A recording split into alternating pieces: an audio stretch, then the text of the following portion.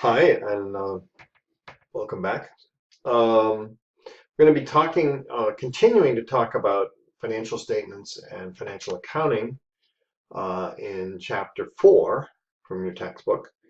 So you finished up Chapter 3 and the questions after Chapter 3. So now we're going to jump back to Chapter 4 and just go into a little bit more depth about how financial statements look and what they do and how they're used. So start out with the most important financial statement. That's the balance sheet. That's the one that reflects the accounting equation, assets equals liabilities plus equity. So therefore it balances. The assets balance with the liabilities and equity. It's always in equilibrium.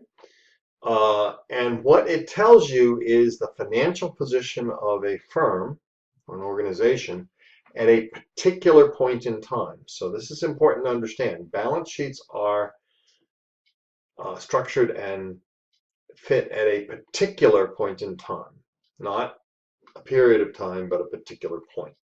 So December 31st, 2016 is a particular point in time. It might be June 30th, 2017. That might be your year end. That would be the particular point in time. So it tells you everything the firm owns at that particular point in time, everything it owes, and the stockholders' share of the assets. That's what you see on a balance sheet. Most firms file or create financial statements for various periods of time. So they may have monthly balance sheets and income statements, financial statements. They may have quarterly, and they may have yearly. Public companies in the United States are required to have quarterly financial statements and annual financial statements. So there's a requirement by the SEC that if you're publicly traded, if your stock is owned by the public, you have to file quarterly and annual financial statements. That's not a requirement for privately held businesses, but many of them do that. They certainly provide annual financial statements. So that's what a balance sheet looks like. And here's an example of a balance sheet for a fictitious company called MMA Sportswear. So you see on the left-hand side, you see assets, you see cash, accounts receivable, and prepaid expenses, and then you see a subtotal for current assets, and then you see property, plant, and equipment minus accumulated depreciation. So you see and then you see total assets. So there's $37,000 in total assets. And then on the liability side, on the right-hand side there, you have accounts payable, you have notes payable, and you have salaries payable. So you have total current liabilities. Then you have, this company doesn't happen to have any long-term liabilities, so they're none listed, but then you have stockholders' equity. Common stock, retained earnings, total equity, and liabilities and equity equal assets, so the balance sheet balances. So that's a balance sheet. Companies can have their years ended on December 31st, which is a calendar year. So this is MMA Sportswear. Their year end is calendar, but we're not required to have a calendar year. We can also have what's called a fiscal year end. And many organizations have fiscal year ends because they find it more convenient to do so, or it fits with their business cycle. So if you have a company, say most retailers generate a huge amount of revenue in December over the holidays and have very low inventories in January. So they may choose to have a January 31st year end or a February 28th year end because their inventory cycle is at a down point, so they can more easily account for their inventory because there's less of it. And secondly, their accounting staff is quite busy through the very busy period of the holidays, but get to February and things are fairly quiet in most retail operations. So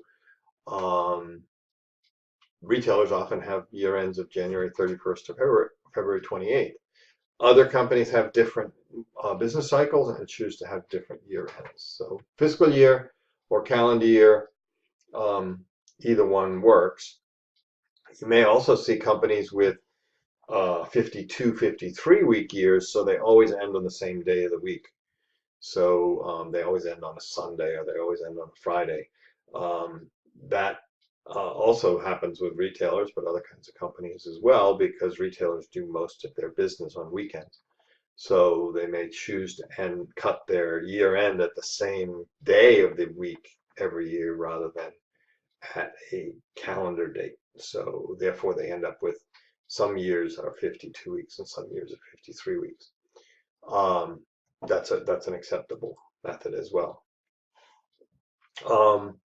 Short-term and current, you saw that on the balance sheet. So short-term and current, those two terms are used interchangeably. And what they mean is a period less than or equal to 1 year. So current assets, if we go back to this thing, we had current assets. Those are assets that we're going to have, that we expect to turn into cash within a year. And current liabilities are things we expect to have to pay within 1 year.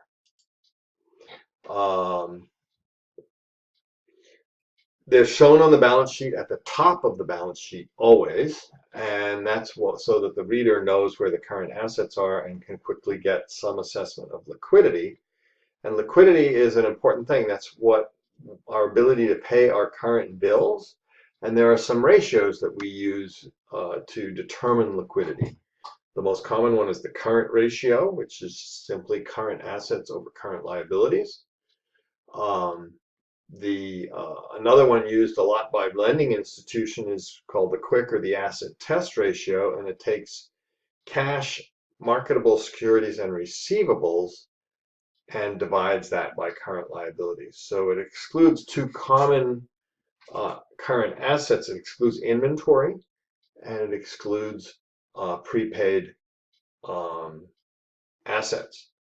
The reason for that is that prepaid assets never really turn into cash. We've spent cash and we don't have to spend it in the future for an expense. We've paid in advance essentially. And then inventory, in the event of a liquidation or if a creditor needs to collect money, it's often very hard to sell inventory quickly. So cash, marketable securities, and receivables turn into cash pretty reliably and pretty quickly. So we use that as an asset test ratio. If the company has enough cash, marketable securities, and receivables to pay their current liability, they're very liquid. So we use these to determine ability to pay. Long-term assets and liabilities are things that are longer than 1 year. Long-term assets tend to be, are fixed assets, so property, plant, and equipment. Sometimes also called capital assets. Intangible assets can also be long-term. And investments that are held by a company with long-term intention to hold as a long-term investment, those are also included as long-term.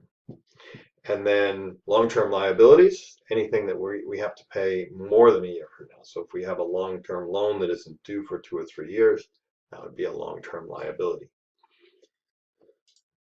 And then in the equity portion, stockholders' equity consists of what's called contributed capital and retained earnings. So contributed capital is the common stock at par value, and we'll get into this later. Preferred stock, which is a different type of stock, but still an equity holding. And then additional paid-in capital, which is the value of common stock what we sold our stock for above its par value. So we'll talk about par value at a future date. And then retained earnings is everything the firm has earned since it started, less any dividends paid out. So solvency ratios. So these are ratios that are used to determine solvency rather than liquidity, long-term viability rather than short-term viability. And the two most common are the debt to equity ratio, which is total debt divided by total equity. That gives you a ratio, tells you how much other people's money, debt, I'm using as opposed to using investors' money. the more debt I use, we say the company has more leverage, and leverage can both improve performance because debt is usually cheaper than equity. So it can improve return on equity to the stockholders, but it also increases risk because debt has to be paid back. Stockholders' equity doesn't. So the more debt I have, the higher risk I have, lower solvency. And that's what that ratio tells you. And then debt to assets, similar ratio, it tells you how much debt I'm using to finance the assets I have. So a little different, get a little different answer, but it tells you similar thing to debt to equity and debt to assets tell you a similar story. If there's a lot of debt to assets, that means I'm using lots of other people's money, which increases or decreases my solvency, increases my risk. So we look at the solvency ratios to determine long-term survivability. A lot of times these ratios, both the current liquidity ratios and the solvency ratios, are used to compare companies. So I can compare company A, B, and C by their ratios, and that tells me how relatively liquid or solvent a company is compared to other companies, let's say, in its industry.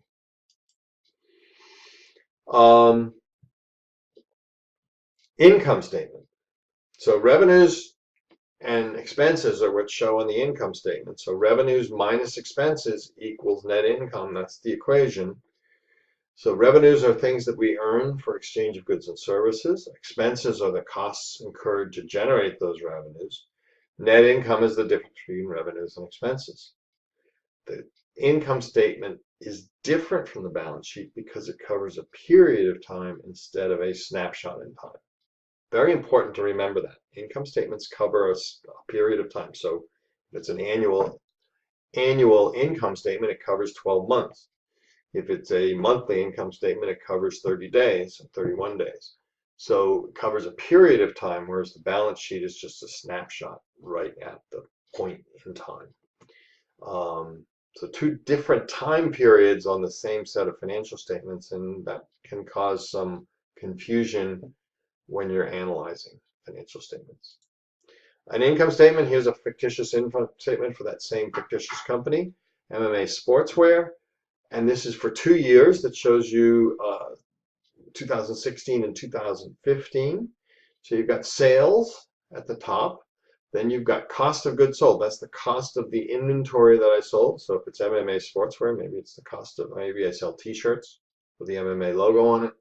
So I've had $12,000 in costs, $35,000 in sales. So my gross profit, my profit on my sales is $23,000, but then I have to pay my operating expenses. So my operating expenses are salaries and wages, advertising, rent, utilities, depreciation on the fixed assets on my balance sheet, and I have some interest expense that I also pay. So total selling, general, and administrative expenses are $19,700. My gross profit is $2,300, so I made $3,300 in 2016. Same numbers for 2015, I made $1,800. So that's a simple income statement, and every company's income statement looks similar to that. It's not any different for a complicated large company. The third statement that's included in every set of financial statement is called the statement of changes in stockholders' equity. And what this does really is just give you what's on the balance sheet already. If we go back to the balance sheet, we're going to see stockholders' equity is $6,000, $10,500, $16,500. So the statement of changes in stockholders' equity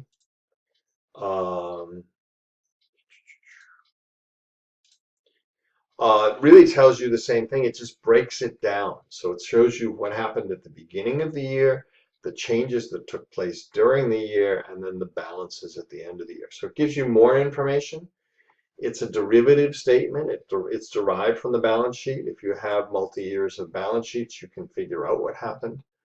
But this makes it easier for the reader. So here's a statement of changes in stockholders' equity for MMA Sportswear. So you see that 1/1/16 balances at the top, common stock retained earnings, total stockholders' equity.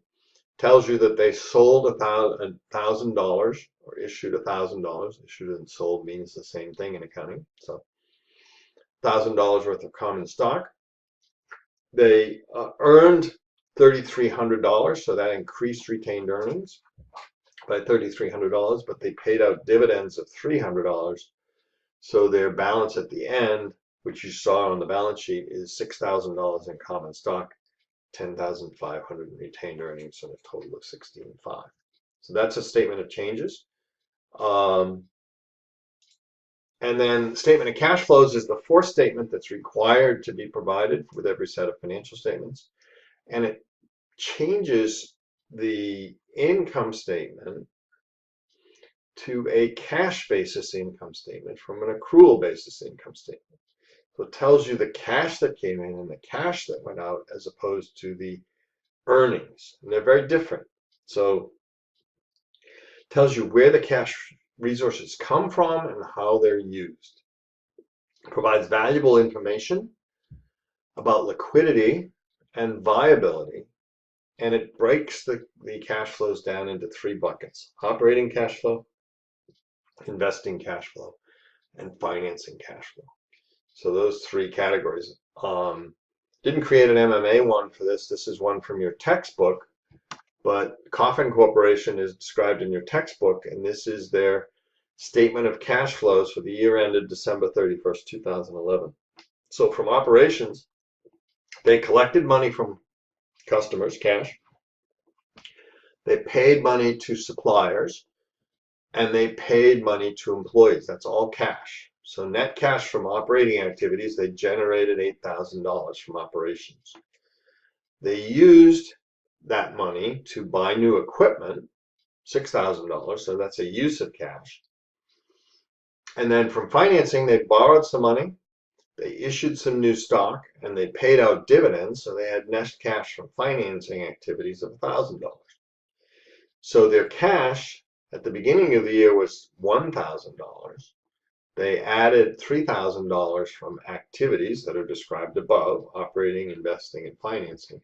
And their cash at the end of the year, which will show up on the balance sheet, is $4,000. So that tells you more about Coffin Corporation. You had their income statement, but now you've got their cash flow. You know where the cash came from and where it went and what it was used for. Useful statement. So cash accounting, we record revenue when cash is received. We've already talked about this, but just to reiterate, accrual